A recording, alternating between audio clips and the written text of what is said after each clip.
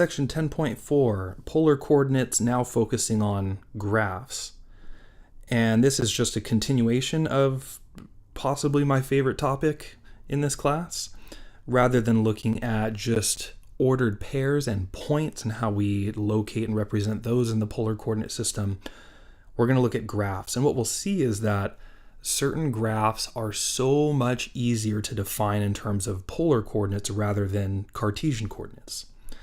Okay, of course, there are some that are much better represented in Cartesian, but that isn't always the case. So looking at example 1, we want to start just jumping right into it. We want to sketch the curve r equals 2. Okay, so this is an equation in terms of r and theta, but in this case, theta is not represented. We just have r is equal to 2.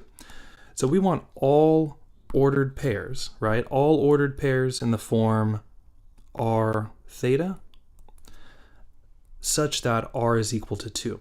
So we're kind of letting theta vary in this case. Like the angle doesn't really matter. We're just looking for all the points that have a radius of 2. So can we come up with a couple of these?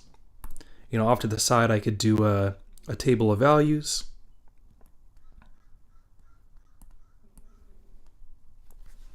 I could do it like this. Sometimes we'll do theta r also. There are many times where theta acts more like the independent variable. Okay, but in this case, we want r to be 2.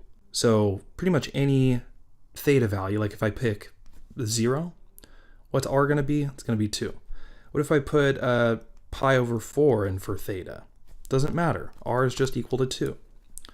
What if I put in pi over 2 or pi or 3 pi over 2?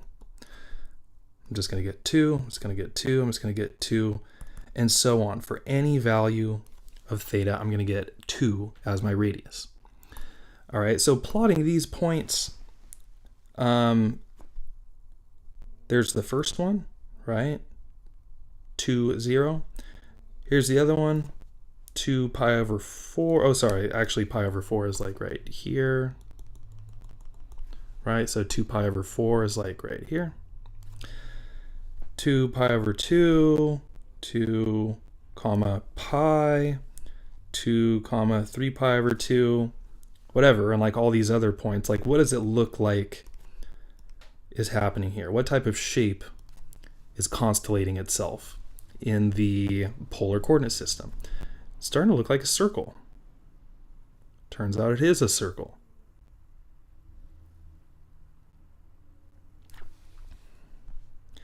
Okay, so if we have that r is equal to 2, this is equivalent. This is equivalent to, because remember, r is just square root of x squared plus y squared. So this is equivalent in Cartesian, x and y, to just x squared plus y squared equals 4. Okay, so these are two different ways to represent this curve. And I gotta say, I'm really liking the polar version. It's just so simple, it's so elegant. R is equal to 2. Okay, question. What about if we just have r is equal to a, where a is any real number? Well, it's just going to give us a circle with radius a. Okay, this is always going to be a circle with radius r equals a. So for example 2, we want to sketch the curve theta equals pi over 6. So you might be able to guess this one just based on what we learned in the last example. Here we want, okay, what types of points satisfy this? Well, pretty much any ordered pair where the theta value is pi over 6. So in this case, we don't really care what r is equal to. It doesn't matter, we just need theta to be fixed at pi over 6. So what does that look like? Well, here's pi over 6, there's the angle pi over 6 right there. It's like this ordered pair right here, that's the ordered pair 1 pi over 6. That's going to satisfy that. Or 3 pi over 6, or 5 pi over 6. Also, what about like -1? pi over 6. Right? Remember, if we have a negative radius value, it's just, flip to the other side of the pole along that same, terminal line there, and that's where we could find that point.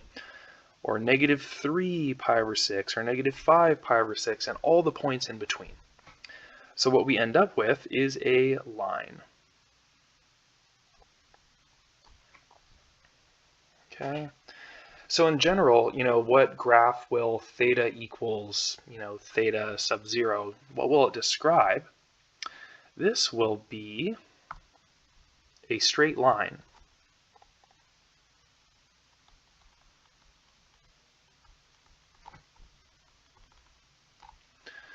A straight line through the pole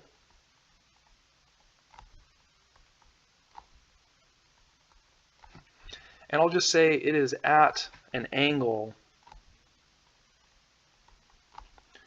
of, whatever theta sub 0, whatever theta naught is. So at an angle of theta naught with the polar axis. Okay. All right, very cool. And now here I want to point something out. So looking back to this first example, r equals 2, that was just, a circle with radius 2 centered at the origin. Remember in the last section we were talking about converting from polar coordinates to rectangular coordinates and all that stuff. If I take r equals 2, what would I end up with if I wanted to convert this to to rectangular coordinates? Well, I might do something like square both sides, and I would get r squared is equal to 2 squared, which is 4. And then remember, r squared I can replace with x squared plus y squared. So I would end up with this equation, right? That's the rectangular coordinate expression of r equals 2. And of course we can see that it is, this is a circle centered at the origin with radius 2. So we're going to see consistency here. We can, also think about this equation theta equals pi over 6, and you can try to, convert that into rectangular coordinates. And maybe I'll leave the work to you. But you should end up with an equation which can be expressed as, y equals mx plus b. And you're going to see that b is equal to 0. And the slope, in this case, is going to be equal to, you'll have to simplify it, but you'll get, 1/2 over root 3 over 2, so you can simplify it. I think you're going to get like root 3 over 3, something like that. But anyway, yeah, I just want to point out that we can, express any of these equations in rectangular coordinate systems, and you'll get the same graph either way. Okay, so moving into stuff that's a little bit more complicated. So example 3, notice that this equation right here doesn't look too different from this example here. Remember we saw back in section 8.1, this type of equation was pretty difficult to express in rectangular coordinates. It's kind of to the point where we don't even bother because it's so nasty looking. So for this problem, I'm not going to focus on converting this to rectangular coordinates. I'm going to take kind of a table of values approach here. But before I do that, I have to point something out here. When I do this table of values, notice that theta is like what I'm plugging in and the r value is what I'm getting out. Okay, so the theta value is my independent variable.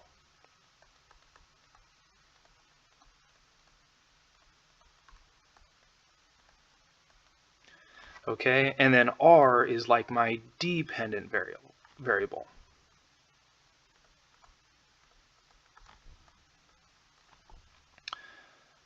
Okay, So it's kind of like theta behaves sort of like the x, and r behaves sort of like the y. So there's something that's kind of unfortunate about polar coordinates. Remember, the way that we represent some polar coordinate in the plane is like this, r theta. Okay, and like I said, you know, the theta is kind of like the x and the r is kind of like the y. So what we end up with is it's kind of like the ordered pair yx. And this obviously looks super wrong to us because we are used to having, you know, the independent variable in the first space and the dependent variable in the second space. And that is not the way that it goes in the polar coordinate system. So this is something we have to watch out for. Okay, it's really easy to mix these up. It's unfortunate because the theta feels like the x coordinate and the r feels like the y coordinate, but when we go to put them in an ordered pair, it's like we switch them. Okay, so I have to warn you about that before we get into this problem. But, you know, now that that's out of the way, let's try to evaluate this equation at some of these theta values. So if I put in theta equals 0, r is going to be equal to 2 plus 2 times cosine of 0, which is 1, so I get an output of 4. If I put in pi over 4, I get that r is equal to 2 plus cosine of pi over 4, so 2 times cosine pi over 4, which is 2 times root 2 over 2. So I end up with, basically it simplifies to 2 plus the square root of 2, and this is about, you know, as a decimal, this is about 3.41. Okay, and then, you know, just kind of working my way down here, cosine of pi over 2 is going to give me a 0. So I'm just going to get 2 here. And then cosine of 3 pi over 4, this is the point at which I start, you know, drawing triangles, and I think, okay, 3 pi over 4, I think cosine of that angle is going to give me negative root 2 over 2.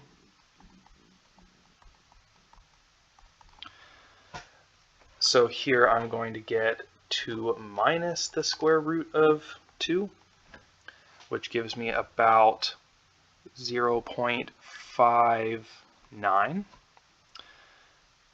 Okay, and then when I plug in pi, I'm going to get 2 plus 2 times, okay, cosine of pi gives me negative 1. So here I'm going to get 0. Okay, and then, you know, I can continue this process, and I'm going to end up with, over here I'll get 0.59, kind of shortcutting here. Here I'll get 2. Here I'll get about 3.41. And then at 2 pi, I'll be back to an output of 4.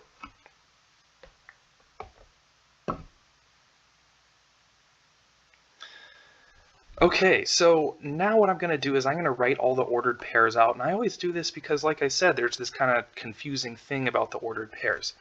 So for this first one, you know, the theta coordinate is 0, the r coordinate is 4, so the ordered pair that comes out is 4, 0. I know it's really annoying, but it's just kind of the way it is. And then here we get 3.41 and then pi over 4, and then 2 pi over 2. And then here we get 0.593 pi over 4, 0 pi, and then, you know, so on.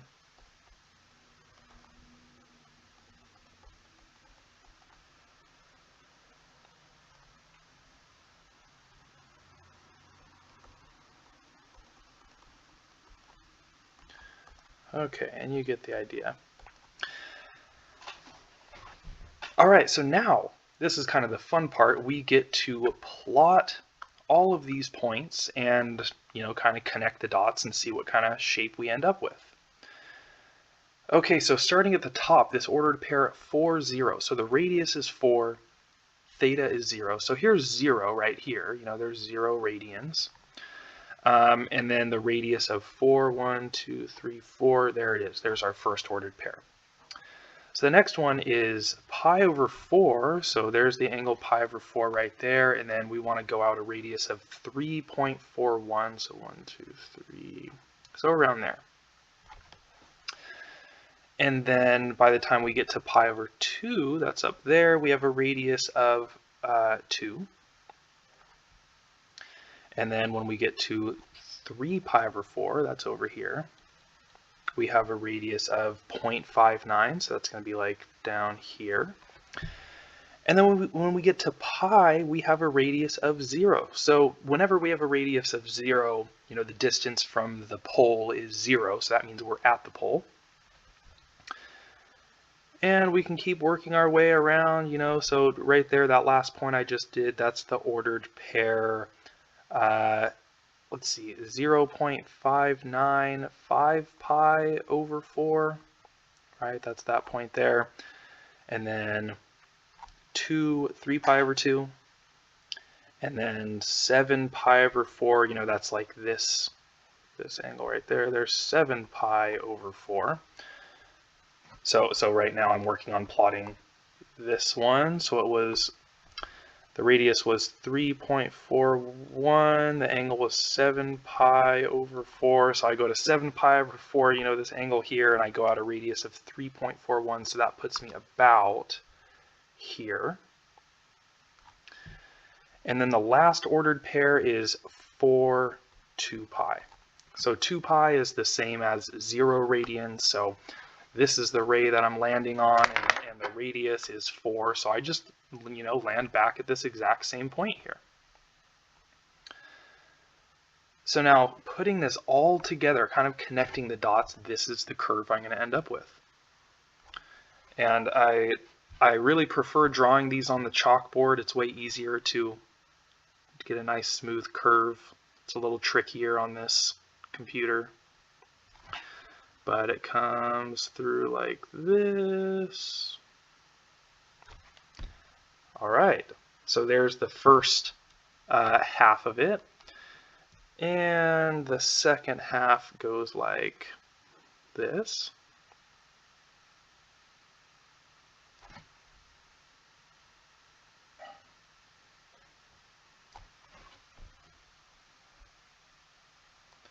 And there's our graph.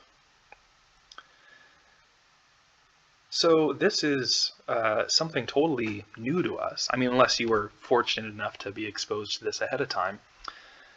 But this is a really cool new type of curve, which we call a cardioid.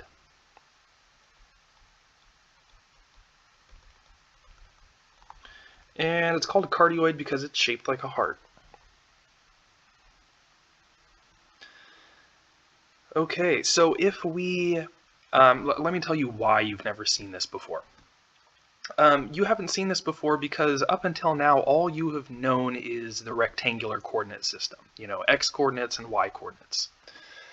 And if we convert this polar equation into x's and y's, it's so horrible that we don't want anything to do with it, okay?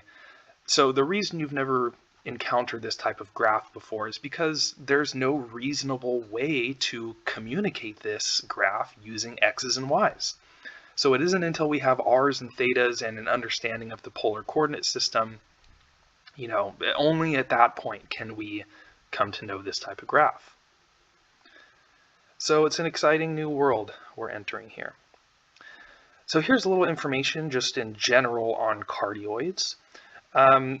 They have the form r equals a plus or minus a cosine theta, or r equals a plus or minus a sine theta. Okay, so this equation that we looked at, this is the second to last example in section 8.1. This one, remember I was making a big deal about, what a horrible equation this is in the Cartesian coordinate system. And I said, I have no idea what type of graph this ends up with. But now I can tell you that this happens to have a cardioid shaped graph, and it looks something like this. It's got like an upside down shape. You can go through and make a table of values and confirm that this is what it looks like, but now we know what the curve looks like. It's a cardioid.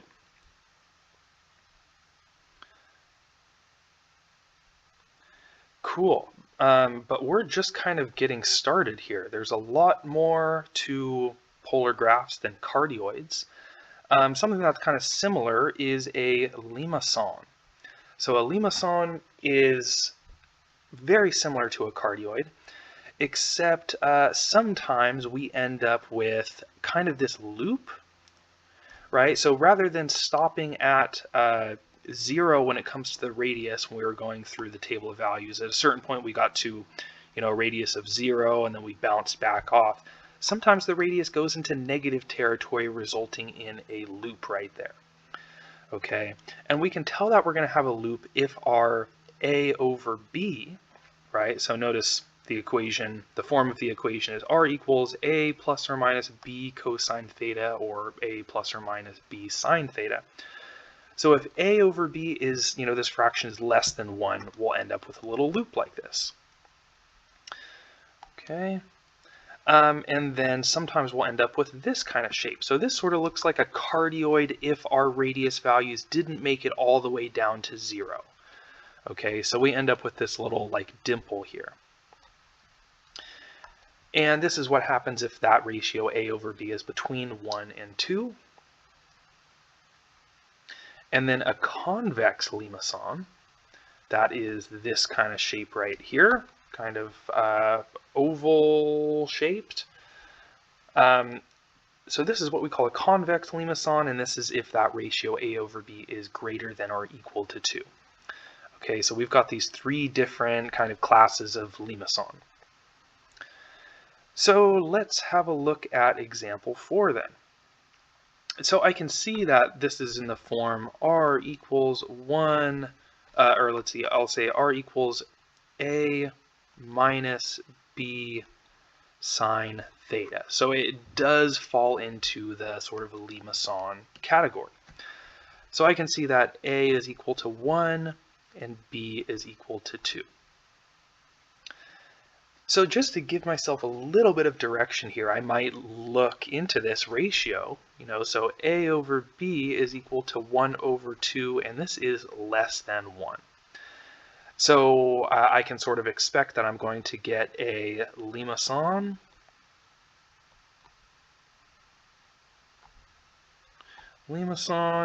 with a loop. Okay. But there's still a lot of stuff that I don't know what's going on. I don't know what the orientation is going to be. I don't know if it's going to be oriented like that, or if it's going to be oriented like that, or what. So I'm going to have to get into a table of values here. So if you're doing a table of values, it's going to look like this. You'll have theta, and you'll have r on the other side. And it's kind of convenient to just use basically adding pi over 4 every time. So 0, pi over 4, pi over 2, 3 pi over 4, pi, and so on. I feel like counting by pi over 4 just gives like a reasonable amount of input values. Okay, 3 pi over 2, and then we get 7 pi over 4, and then 2 pi. So plugging in 0, I'm going to get r equals 1 minus 2 times 0, so I'm just going to get 1. Plug in pi over 4, I'm going to get r equals 1 minus 2 times root 2 over 2. So this one I'm going to get 1 minus the square root of 2, and I'm getting a decimal approximation for that. It's approximately negative 0.41. Okay, and then plug in pi over 2 and I get out 1.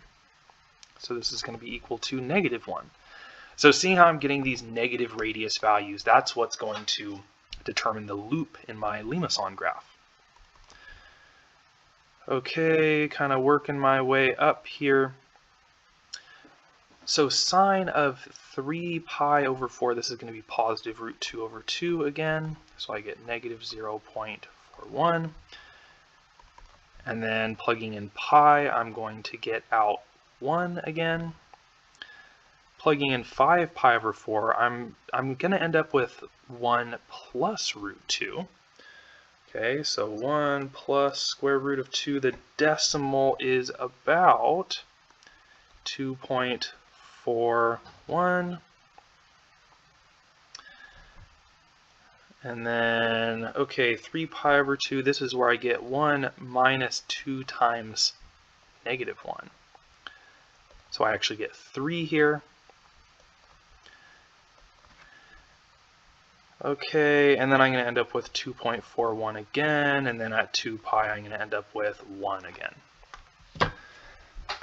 So the ordered pairs now, remember the ordered pairs come in the form r theta. It's kind of annoying, but we have to, put it in the order that is not intuitive.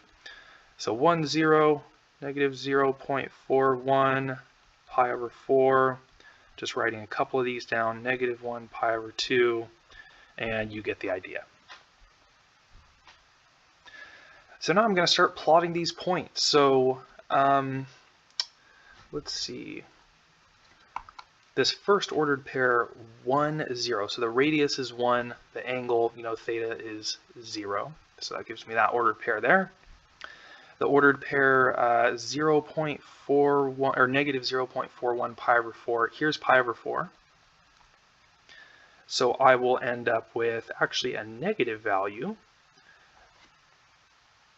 So check it out. There's pi over 4, so since this is a negative radius value, my ordered pair is actually going to be, over here. So around there. Those negative radius values can be kind of tricky. And then at pi over 2, so that's right here, I have a radius value of negative 1. So that's going to give me this point down here. And working my way around, I am going to end up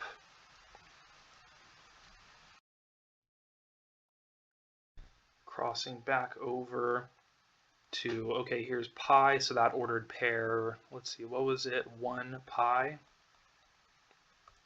There it is right there. All right, and then after that, I work my way to some larger values. So 2.14, 5 pi over 4. So here's 5 pi over 4 right here, and then radius of 2.41 is what I meant to say. So we get that there. We get this ordered pair down here. That's the ordered pair 3 pi over 2. And we gradually work our way back. So here is what this graph is going to look like. I'm going to start right here at this ordered pair. And what happens is this comes around and it cuts through the pole and then it goes around this loop and then it pops back up. Okay. And then we can sort of follow this curve around here, through that ordered pair, through that one, and then back to where we started.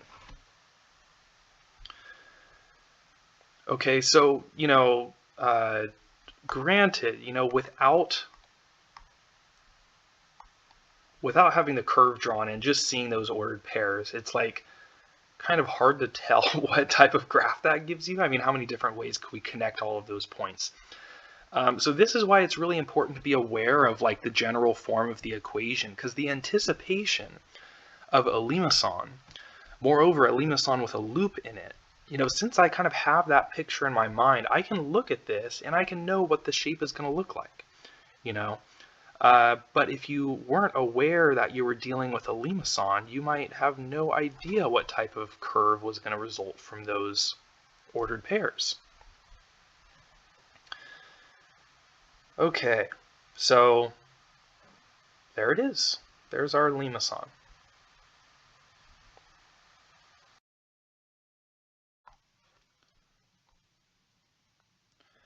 All right, so this process that we've gone through a couple times for graphing, polar equations, where we use a table of values. This will work in any situation, but the problem with it is that it's pretty time consuming, and we don't always want to, plug in like 10 numbers into our equation. It just takes too much time and energy. So there's this helpful strategy that we can use, and this helps us avoid making a table of values altogether. So the way that we do this is we graph the polar equation in a theta versus r rectangular coordinate system. I'll show you what we mean by that. And we, label some ordered pairs on the graph at any peaks, troughs, or intersections with the middle line. And then we kind of translate these ordered pairs. It's like we steal these ordered pairs off of that initial graph, and then we translate those into the polar coordinate system. Okay, so let me tell you what we mean by a theta versus r, rectangular coordinate system. So looking at this next example here, r equals 4 plus 3 cosine theta. So if this were written in the form y equals 4 plus 3 cosine x, right, the x and the y kind of imply a rectangular coordinate system. We would expect, a cosine graph, a graph that looks like that. Okay, so the idea here is we kind of pretend like r is a y coordinate and theta is an x coordinate, and we graph it in that kind of way. So it's like we graph it in a rectangular coordinate system where the independent variable is theta and the dependent variable is r. So let me show you. I'm going to draw just a vertical axis and a horizontal axis, and I'm leaving plenty of room in that first quadrant there, because we'll see in a second. And this is going to be our theta axis, and this is going to be our r axis. All right, and I'm just going to graph between 0 and 2 pi here. And I'm going to count up to positive 7, at least.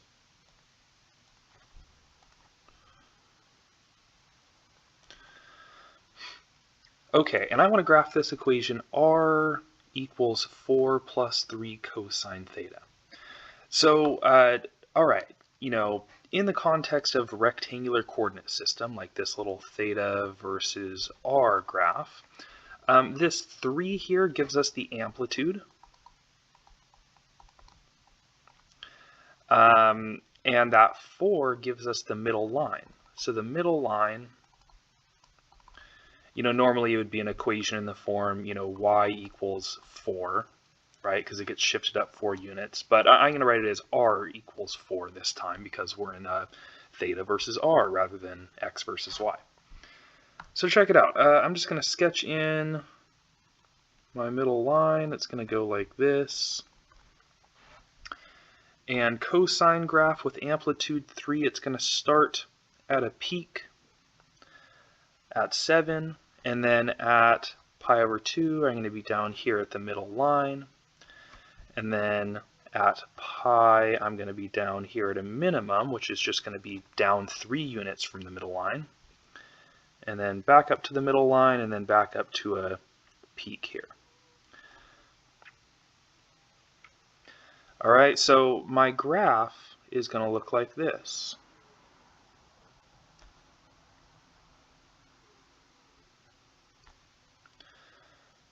Okay, now of course when we say, graph the polar equation, this is not what we're talking about. This isn't our answer. But this is a trick that's going to help us come up with the polar graph, which we'll graph in just a second. But before I do that, I have to mention all of these ordered pairs, which, remember, they come in the form r theta. So this first point right here, this is the ordered pair 7, 0. I know it looks like it should be 0, 7, but remember, r and theta, it's kind of the other way you would think, where we have the dependent variable first and then the independent variable second. Kind of annoying, I know, but that's the way it is. And then this point right here is the ordered pair. So the radius is 4, theta is pi over 2. And then down here, this ordered pair, the radius is just 1, and theta is pi. Up here, the radius is 4 again, and theta is 3 pi over 2. And up here, the radius is 7, theta is 2 pi. Okay, so the whole point of this is, look, I was able to generate 1, 2, 3, 4, 5 ordered pairs without making a table of values. Okay, so this is a weird kind of like, basically we just use our knowledge of like the graphs of trig equations in rectangular coordinate systems to just come up with the shape of the graph, and then we can kind of steal the ordered pairs off of there. Okay, so now what I'm going to do is I'm going to translate each of these ordered pairs onto the polar coordinate system. So here, maybe I'll color code them just so we can kind of see what is coming from where.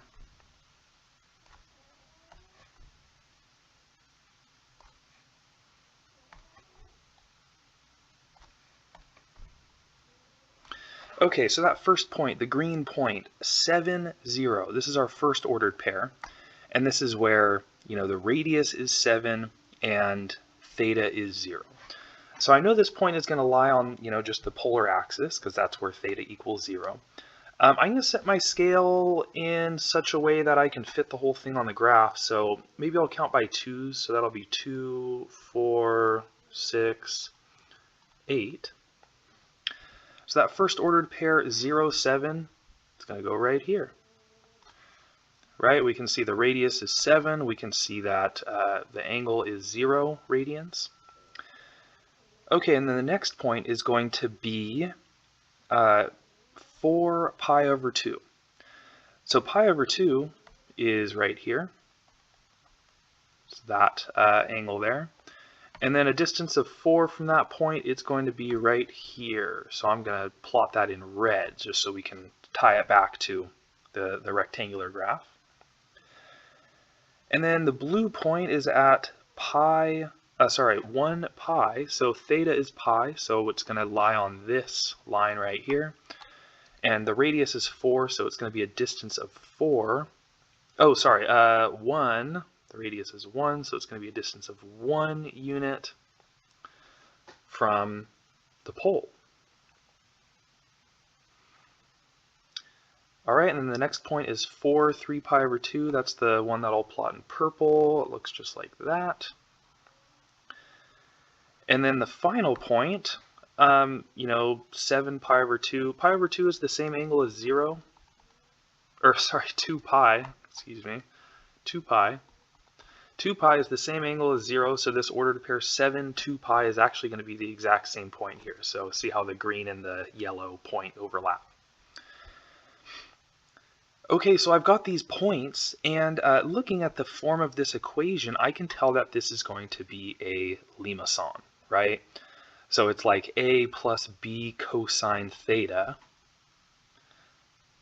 So it's going to be, in that kind of form there. And since we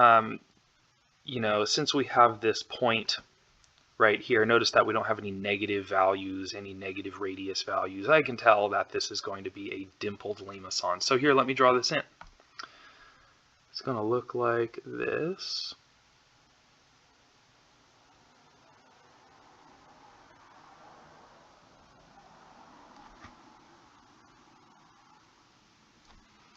Okay, not a perfect drawing, but that'll do. Okay, so this is a pretty weird kind of counterintuitive thing. Um, as we start the problem, over here it looks like we are a student who has no idea what polar coordinates are and, just saw this graph and, it looks like a mistake to begin with. But it turns out that this is just a shortcut that we use in order to sort of get a hold of these ordered pairs here. And really what this does is it just allows us to skip making a table of values. Okay, and we can just use our knowledge of the shape of a cosine wave curve to steal all those ordered pairs. Okay, so now I want to show you a really cool thing. It's this website, GeoGebra, which many of you might know, and it has this this function. It's like a rectangular to polar graphing function. I'm going to take you over there right now, and I'm going to show you this really cool online resource. All right, so here we are. So I'll link this in our Canvas page, but you can find this by just Googling, GeoGebra, Cartesian, polar grapher, something like that. And here's what this thing does. So it allows us to graph the Cartesian or the rectangular graph of some polar equation and the polar form side by side. So here, this function r of t, so they're using t instead of theta, but it's the same thing. So just to type in that last problem that we did, let's see, it was 4 plus 3 cosine theta, or cosine t in this case. Uh-oh.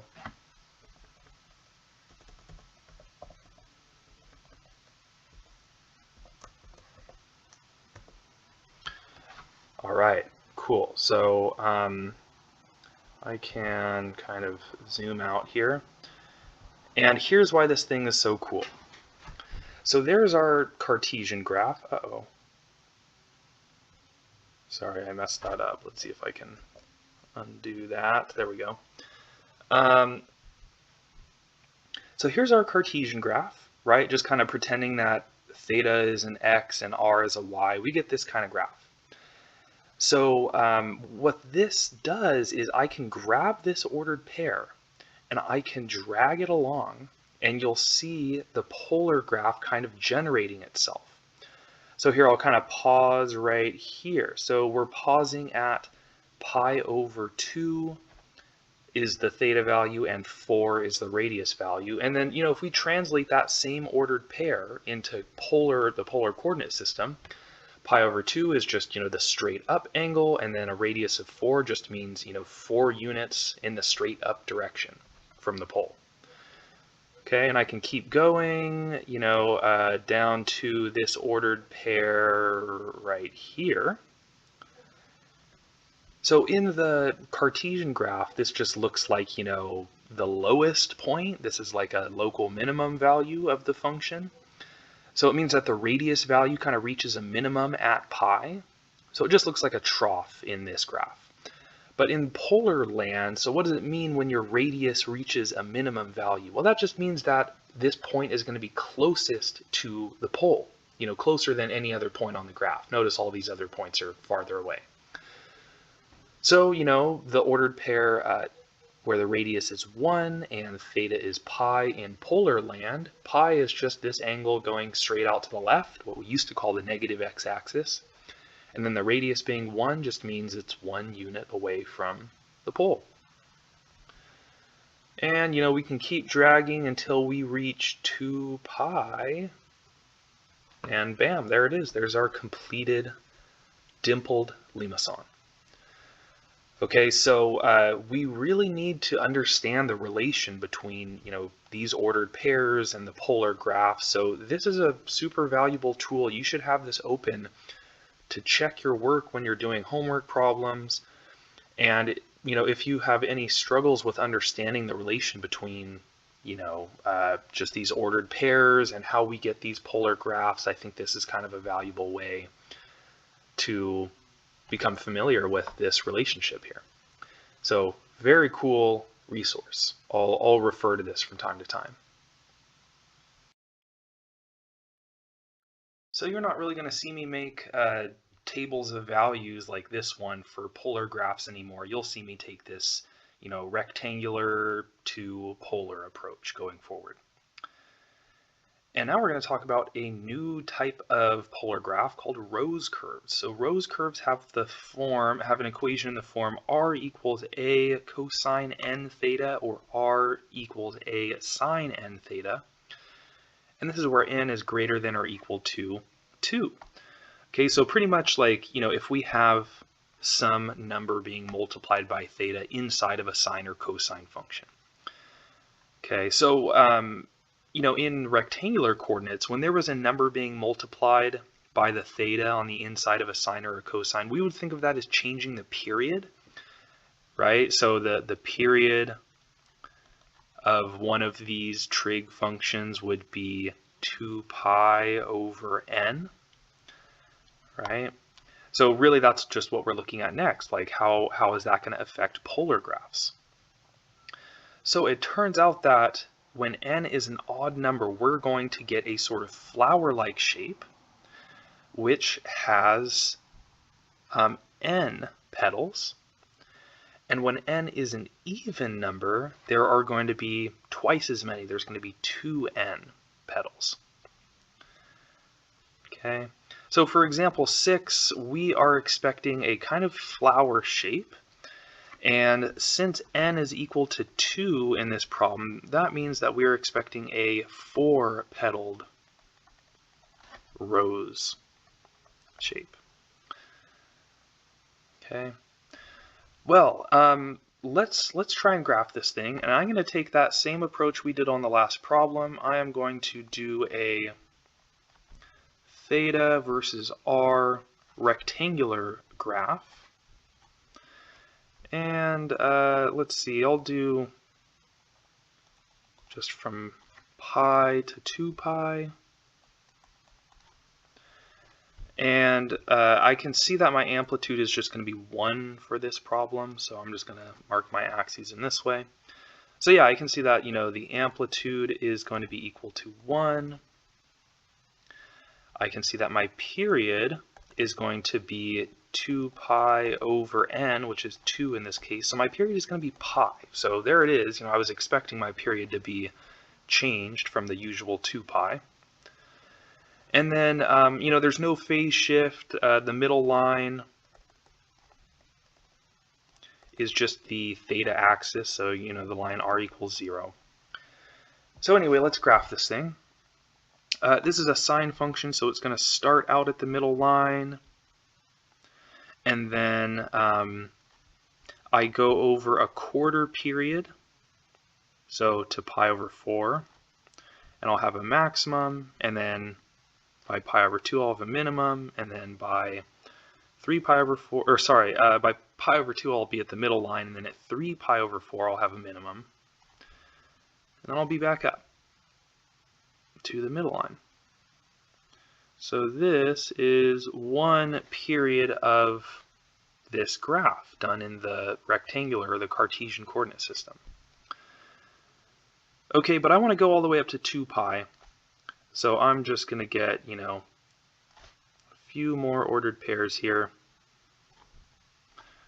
So I'm just throwing in basically one more period, and there it is. Great, so the graph doesn't have to look totally perfect, but I have to be able to identify each of these ordered pairs, because remember the whole point of this is like, this is easier than plugging in a bunch of numbers. Like I don't want to plug in 0, pi over 4, pi over 2, 3 pi over 4 into this equation. That's just going to take too long. So I'm going to write all these ordered pairs. I get 0, 0. This is radius is 1, theta is pi over 4. This one, radius is 0, theta is pi over 2. And just kind of working my way along here. -1, 3 pi over 4. This is 0 pi. This one is 1 5 pi over 4. 0 3 pi over 2. And this one is negative 1 7 pi over 4, and that brings us back to 0 2 pi. So I'll color code each of these again. We'll have this first one be red. How about second one green, and then yellow, and then purple, and then blue, and then black, and let's see, running out of colors here. How about we'll have a yellow highlighted one, and then rainbow, and then let's do the last one red, because it's actually going to be the same point as that first one. Okay, so I'm doing my best to like color code things so that it's easier to kind of see where all these points came from. This is a luxury I don't have when I'm working at the chalkboard, so I can't pass up this this chance here. Okay, so notice that the radius values are going to be just between +1 and -1 here. So I think that I'll set my scale so that this is 1 right here. Okay, so I'm just going to kind of expand this out. So that's a radius value of 1. So let's start plotting these points. So the first one is at 0 0. Okay, so that's going to be at the pole. Remember, whenever the radius coordinate is 0, you're at the pole. The next ordered pair is going to be at 1 pi over 4. So pi over 4 is that line right there, you know, that ray or that angle. So if I go out a radius of 1, that means this point right here. So that's the ordered pair at 1 pi over 4. Okay. And I want to kind of explain how we draw the curve from that red point to the green point there. So notice, you know, just looking at the Cartesian graph, we're kind of just focusing on this region right here. So notice that, you know, we start out with a radius of 0, but the radius gradually increases as theta goes from 0 to pi over 4.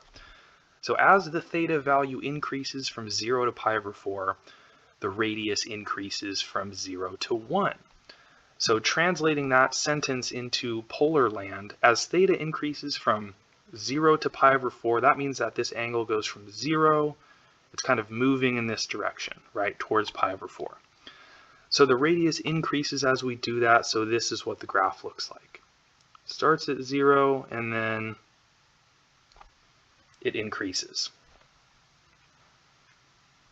Okay, and then what's next? Then as theta goes from pi over 4 to pi over 2, here's pi over 2,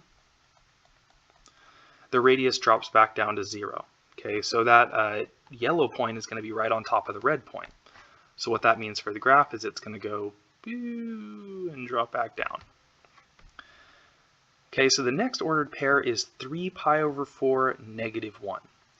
So 3 pi over 4 is that angle right there, roughly. So negative 1 means it's like, you know, we've got this angle right here, but we just go exactly in the opposite direction. So there's the ordered pair, negative 1, 3 pi over 4. So the next move of this graph is it's going to then scoop down into the negative direction. And we're going to, oh gosh, I'm not doing a good job of this. And we're going to end up with that. And then next we have the blue ordered pair, which is going to bring us right back down to the pole. So then this is what happens next. And then after the blue point, we have the black point, which is 5 pi over 4. That's the theta value. It's right here. and the radius is 1. So there's the black point. So this is just going to result in another loop. Whoops, I can do better than that.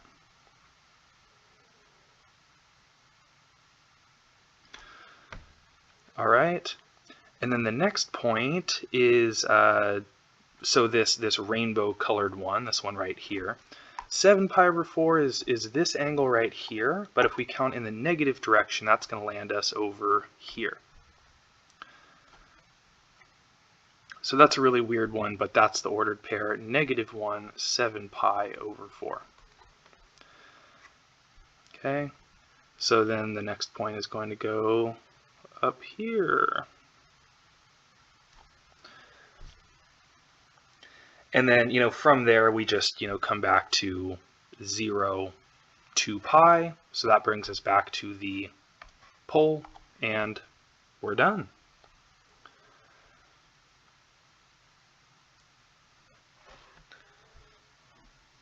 Okay.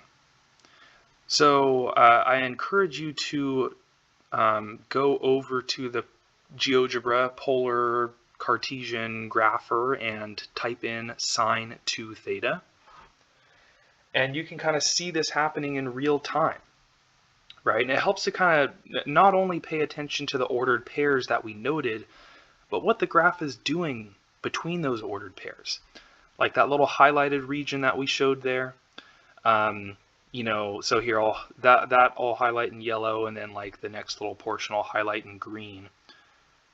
And just kind of, it's helpful to note, because remember the height of this graph represents the radius. So the yellow part that I highlighted there corresponds to this portion of the graph right here. Basically, what's happening in this region. Right, because between theta equals 0 and theta equals pi over 4, that's that little slice right there. Okay, and then the other part between pi over 4 and pi over 2, just to highlight it, it looks like this.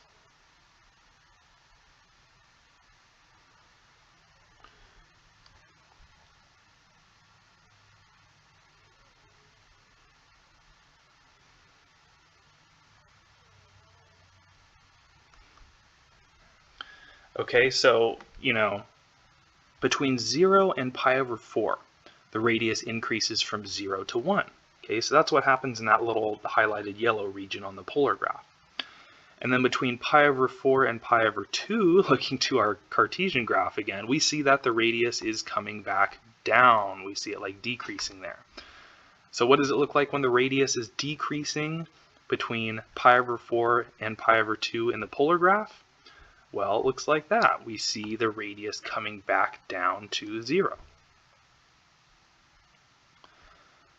Okay, so anyway, yeah, play around with the GeoGebra grapher, and that'll help you kind of come to grips with this whole concept. All right, it's also really helpful to know that you have a rose, so being able to recognize this equation here. And it's not that hard to recognize. If you have some number being multiplied by theta inside of the trig function, that gives away that you're going to have a rose. And I should address the fact that this is not what a rose looks like, so it's a little bit misleading.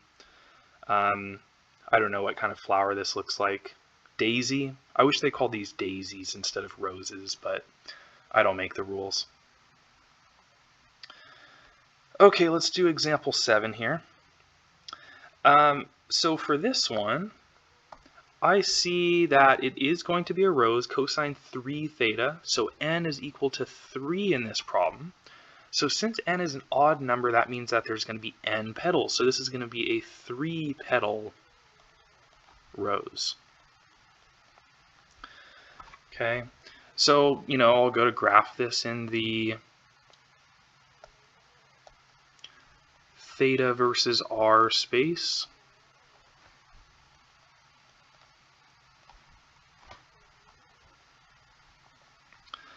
And I'll note, so the period, the amplitude is going to be 1, everything's going to be normal, but the period is going to be 2 pi over 3. Okay. So 2 pi over 3, so I'm going to graph again from 0 to 2 pi. So there's pi. And I'm going to, break this into thirds here. So there's pi over 3, here's 2 pi over 3, there's pi, there's 4 pi over 3, 5 pi over 3. Okay. And I'm also going to kind of mark all these points in between. That's basically pi over 6, pi over 2, 5 pi over 6, and so on. So the way that this graph is going to look is, so it's a cosine, so it's going to start up at a maximum of 1. And, a quarter period for this, remember quarter period is helpful to have. This is going to be 2 pi over 3 times 4, right? Dividing this thing by 4 gives us the quarter period. So we get 2 pi over 12, which is pi over 6. So a quarter period is pi over 6. And remember from, chapter 4, this is helpful because every quarter period we either go from a maximum to the middle line, or a middle line to a minimum, or a minimum to the middle line, and so on. So that means that over a quarter period I'm going to go down to the middle line. Another quarter period I'll go down to the minimum. Another quarter period I'm back to the middle line, and another quarter period and I'm back to a maximum. So that's what one period looks like. So doing that again.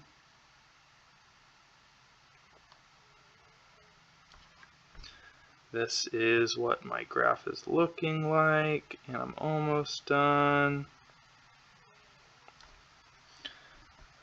And boom, there it is. So I'm not going to take quite as much time here, because we've already done this a couple times, but here's the ordered pairs: 1, 0. That is 0 pi over 6. This is -1 pi over 3. This is 0 pi.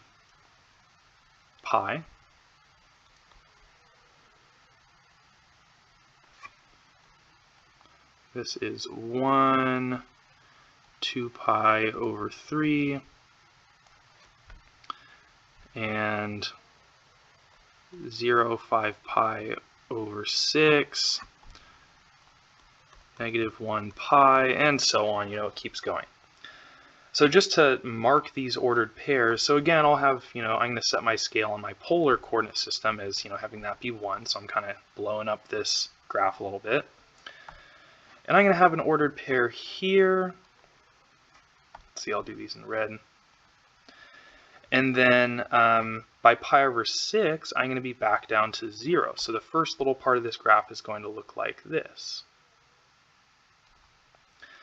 Okay, and then at pi over 3, which is this angle right here, I'm going to be down to -1. So I have this ordered pair down here.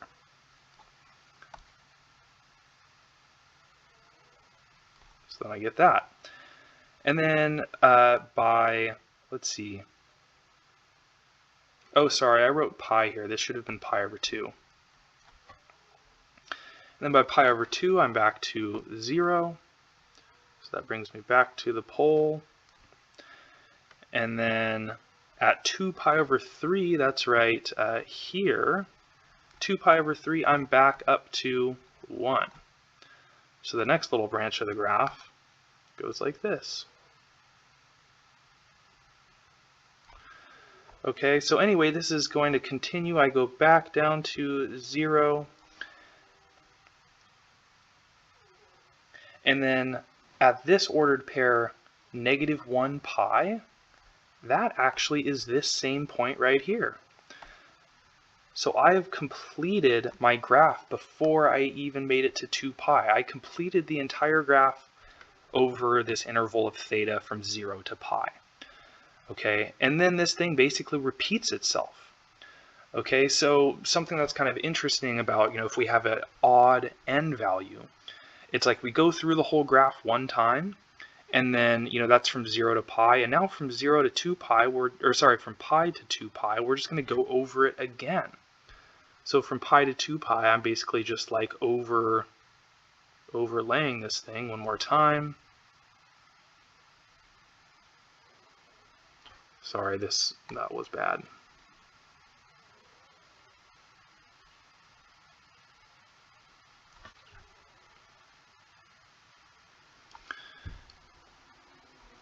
Okay. So that's how we end up with only 3 petals. Okay, it's kind of like it creates 6 petals between 0 and 2 pi, but it overlaps itself, so we only end up with an image with 3 petals. So there it is.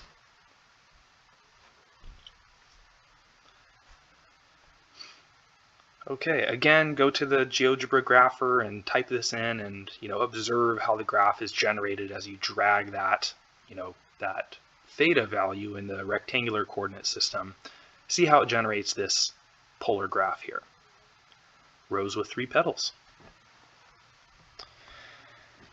All right, so next we have, and this is actually the last thing of this section, we have circles with centers on an axis. Okay, so remember, if we have just, r equals 3, remember the graph in the polar coordinate system, that's just a circle with radius 3 centered at the pole. But it turns out that we can get circles that are not at the pole, but centered on an axis using just the equations r equals a cosine theta or r equals a sine theta.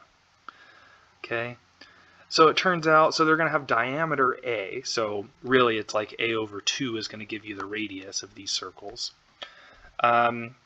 So r equals a sine theta is going to give you a circle centered on the y-axis, and r equals a cosine theta is going to give you a circle centered on the x-axis. So let's do a little example here. Describe and sketch the curve r equals 2 sine theta. Okay, so just kind of, going off of what I see here, this is going to be a circle with radius 1 on the, basically on the line pi equals, or theta equals pi over 2. So here, let me just mark like, maybe we'll count like this. So I'm expecting this circle right here, okay? I'm expecting that circle. But what I'm going to do is I'm going to do the little, rectangular to polar technique, just so we can kind of verify for ourselves that this is actually what happens. So there's 1, there's -1. Oh, sorry, I should be going up to 2.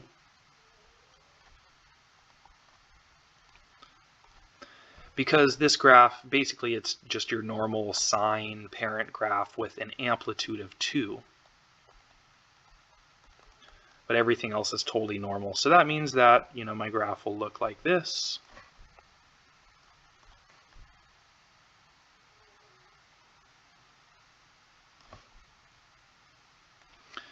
And just to steal all these ordered pairs, that's 0, 0. This is, so the radius is 2, theta is pi over 2. Here, radius is 0, theta is pi. Here the radius is -2, theta is 3 pi over 2. And here, this is the ordered pair 0, 2 pi. Okay, so that first ordered pair 0, 0, we're going to start at the pole.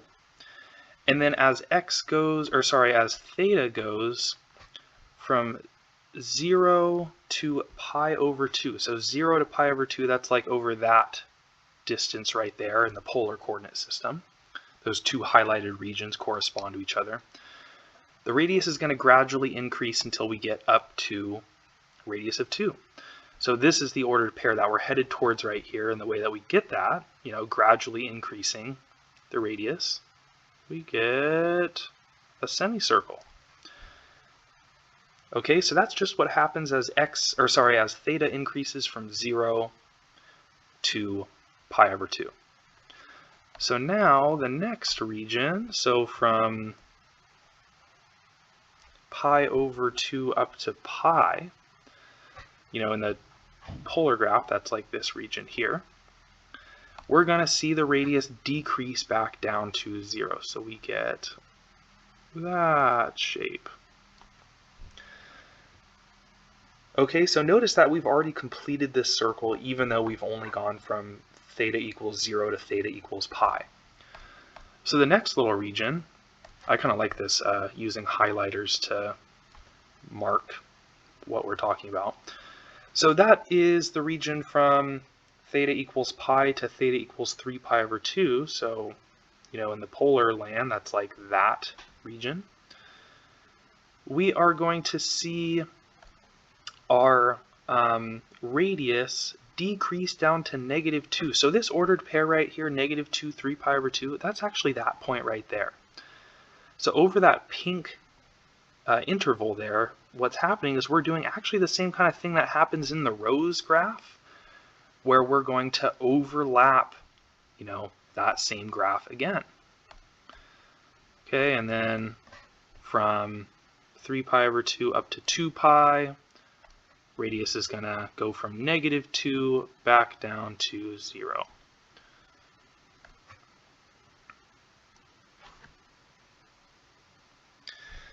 Okay, so translating all those Cartesian points into the polar coordinate system, and we end up with this, which is exactly what we expected.